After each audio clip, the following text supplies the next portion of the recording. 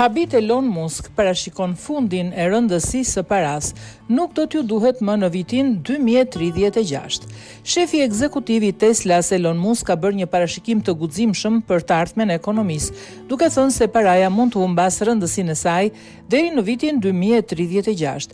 Sipas Musk, zhvillimi i shpejtë i inteligjencës artificialeve dhe robotëve humanoid mund të ndryshojë rrënjësisht mënyrën se si funksionon shoqëria dhe ekonomia. Për çfarë ju duhet paraja?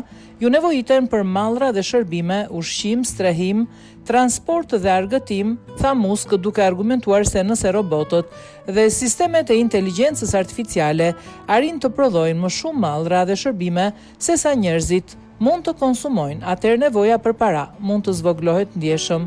Musk ka deklaruar vazhdimisht se robotët do të luajnë një rol kryesor në të ardhmen. Ai beson se makinat autonome dhe robotët humanoid mund të kryejnë një pjesë të madhe të punëve fizike dhe industriale, duke rritur ndjeshëm prodhimin global.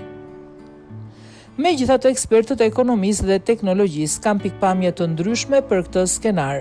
Shumë prej tyre theksojnë se edhe në një botë me automatizim të lartë, do të mbeten çështje si shpërndarja e pasurisë, pronësia e teknologjisë dhe mënyra se si njerëzit do të kenë qasje në burime.